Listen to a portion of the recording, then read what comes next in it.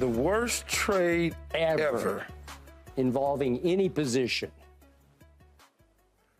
Yeah. Worst trade ever, Skip.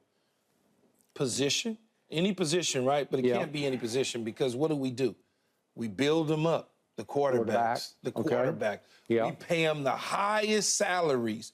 Everything is about the quarterback. They changed the rules. Can't touch the quarterback. Quarterback. We want more scoring because of the quarterback, right?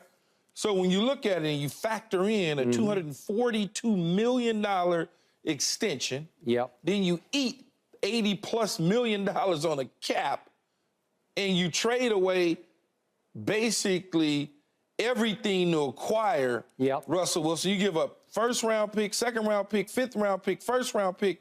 Then you get, and then only thing you send to them is a second-round pick, a backup quarterback, an okay tight end, and a defensive tackle. That's it. And that's it. And then 2 years later, the quarterback that you traded for is no longer on the team.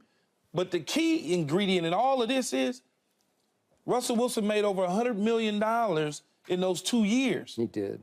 Put in his pocket. Good for him. This is good for him. I'm happy for him and Sierra. So, but then when you can look at the Viking trade with Herschel Walker, but you got to factor in the position and the money too. I mean, obviously Dallas bamboozled Minnesota. I don't know what that was about, and it's crazy that they could get a first-round pick in 90, a second-round pick in 90, a sixth-round pick in 90, another one first-round pick in 91, a second-round pick in 91, another first-round pick in 92. Made 0 sense for Minnesota to do the deal, but whatever Jimmy and Jerry did, they got them on that one. I just think that, and Herschel played for Minnesota for a little bit longer than Russell played for Denver. And his impact in Denver was supposed to be monumental. I don't know that the impact, and you was close to the situation, so you got to tell me. I don't know that Herschel's impact was supposed to be at another level in Minnesota because it wasn't that way in Dallas. Russell Wilson led Seattle to 2 Super Bowls, or was part of 2 Super Bowl teams. He won one, and then they tried to make him the hero, and he wound up losing it in the end. And so Herschel sound bigger because it was so many players and the Cowboys went on to have more success. But I just believe that the Denver one was to go down as the worst trade in the history of the National Football League. I'm not going to argue hard with what you said about Denver because it is titanically bad. It's hard to argue out of the case that you just made. It is so crippling to the Denver Broncos that I feel for our guy Sean Payton because you are stuck and strapped with, what was it, $85 million? Yeah, but I think that's spread over 2 years. Yeah, it is. I'm just telling you, it's not good. No, it's not good. Not at all. All right. Okay. Now I'm going to go to, and then I'll make a stronger case for the second one, but I'm going to hit the Herschel one first. Okay. Because I was right in the middle of it.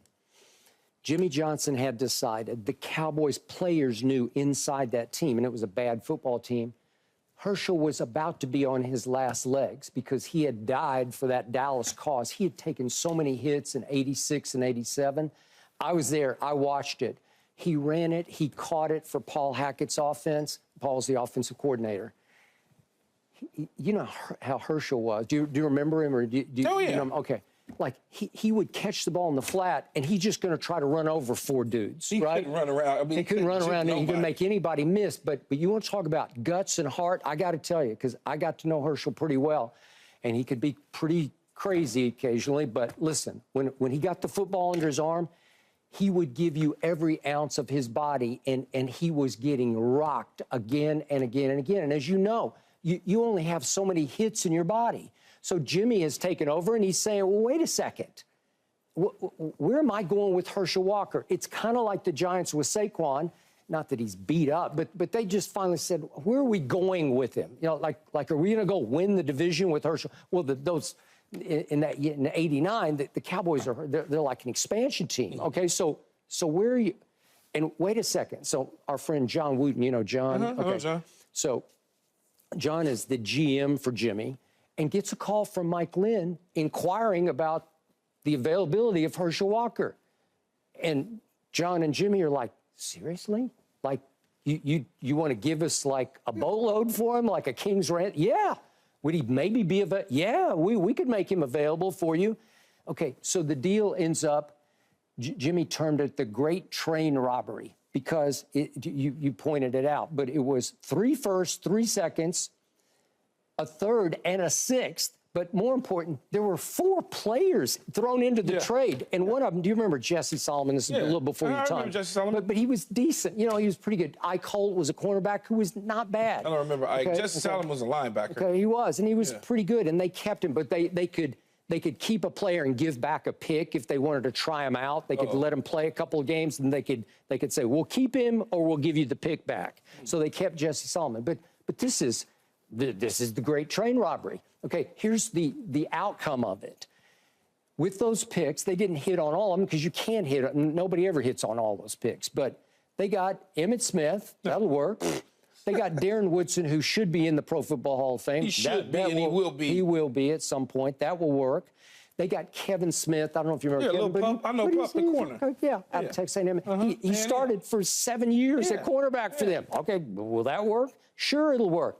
They got Russell Maryland with the first overall pick, but they picked him first because they said, we're not going to pay you top pick money, but we'll give you the honor of being the first pick if you will take a lesser deal like you're the 10th pick. So they went ahead and used it on Russell Maryland. Jimmy knew him from, he'd coached him at Miami, okay? So, but Russell Maryland did make a Pro Bowl, and he was a very good player. Was good, he was a good player. He was a good football player. He was kind of a Sapp-like player, but he wasn't Warren Sapp, but he played that style, that sort of snaky style inside, a little undersized. But the point was, I just gave you 4 names. They also got Clayton Holmes. But I just gave you 4 names where you're giving me all that. No, those are real Super Bowl pros. Like star power players. If you just gave me Emmitt Smith back for Herschel. Pup was good. Yeah. He was good for a long time at corner. He just got his knees all banged up, but he was good. I'm not talking about a Pro Bowl player, but he was a starter for really good Dallas Cowboys teams. Herschel Walker then goes up to Minnesota, and the first year they were pretty good. They went 10-6, but they unfortunately wound up at San Francisco in their first playoff game. That team was about to go on and win the Super Bowl, and they got rocked. It was 41-13. The second in 2 the years, rain, right? Yeah, I think it was. Yep. Second 2 years of Herschel at Minnesota were 6-10 and 8-8. Herschel Walker wound up coming full circle back to the Dallas Cowboys to be a special teams player, to be a kick returner and play on special teams, okay? So that's how bad it was for Minnesota. So you could argue that even though it's not the quarterback position, in the totality of it, it could go down as the worst trade ever. Yeah, but the problem that I have with that, there's no quarterback involved. If the Minnesota Vikings still had those picks, they're probably not picking Emmitt Smith and Darren Woodson and Kevin Smith and Russell Maryland. All right. They're not going to pick them. Okay. Now, this one to me is slightly worse than the Russell Wilson. But it's a reverse worse because it's the Brett Favre trade by the Falcons giving Brett Favre to Green Bay. And remember, the Falcons had taken him early in the second round. Jerry Glanville, for whatever reason, I never talked to Jerry about this, he just didn't love Brett Favre. Yeah. First NFL pass that Brett tried, got pick sixed. Yes. He threw 3 more passes his rookie year, no good, and wound up watching from the bench. He was a party boy off the field, you know all the stories. He was into this and into that, and they just thought he was going to be a disaster. Yes. And so for the 17th pick in the first round, Mr. Wolf up in Green Bay says, you'll give me Brett Favre? I'll give you the 17th pick in the first round, 1 first-round pick straight up for Brett Favre. Well, the rest is Super Bowl history. Again, is Brett Favre better than Russell Wilson has been? Russell's been really good. I mean, he's been really good. And Brett got to 2 Super Bowls and won 1, right? Same as Russ. But see, again, Russ got the 2 Super Bowls. He had a solid defense and a run game. It wasn't about him. Yeah. But Brett Favre and the Atlanta Falcons were not a good team. They were not good. Brett Favre wasn't going anywhere with Atlanta. Seattle could have hung on to Russell Wilson, and probably did okay. They probably could have made a playoff here or there. I would agree. He probably could have did fine there. Yep. But they moved on from him. And on top of moving on from him, not only did Denver give up players and picks, they gave him 2 big bags and a Brinks truck and said, here. Okay.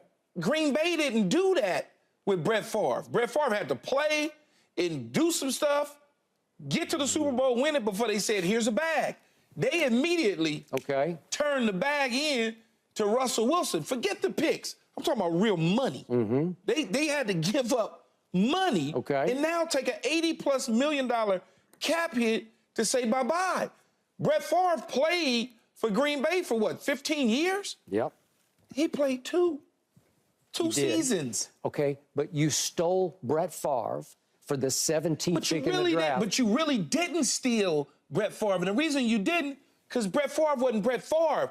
Russell Wilson was Russell Wilson in Seattle. Brett Favre was a guy with a jersey on in Atlanta having issues, going through things, dealing with things. Ron Wolf was smart enough as one of the top general managers to be able to say, we can fix that. Well, he had evaluated Brett out of Southern Miss before the draft and said, I love this kid. Okay, but Brett wasn't, this wasn't Michael Vick in Atlanta. This wasn't that. It wasn't Matt Ryan in Atlanta. It was a guy that, like you said, threw a few picks, and Jerry Glanville was like, no mas. What if Brett Favre stays in Atlanta? What happens to his career? Ain't no telling. Ain't no telling if he stays in Atlanta. If he stays in Atlanta, they got to the Super Bowl with the Dirty Birds and Chris Chandler in 98, and then they got back with Matt Ryan. They did. But they had a different team, and that how many years was that removed from when Brett Favre was actually a part of the Atlanta Falcons? They've gone through, who replaced Glanville? Was it Dan Reeves that replaced him, or was it somebody in between? I think it would be Dan Reeves, but I didn't check that. And if Glanville couldn't deal with Brett Favre, do you really think that Dan Reeves would have been able to deal with Brett Favre? June Jones replaced him. June Jones replaced him. And think about that. June Jones, not so good. That's why it's not. I think they tried Jeff George. Yeah, right? Jeff George was there. That's what I'm saying. So Brett Favre was in Atlanta. Brett Favre was just a guy in Atlanta. He was just a guy. I understand. You look at the history of his career once he got to Green Bay. Once he got to Green Bay. But it could have gone disastrous in Green Bay, just like early in Atlanta. But there are those out there who rank Brett Favre in their top 5. I don't know. I understand that. But at the time that the trade went down, Brett Favre wasn't nowhere near top 5. He was 55, his best quarterback. But in hindsight, retrospect, was that the steal of the century? Was that? It's pretty great, man. Because remember, just think about this. No. You're saying it was the steal of the century.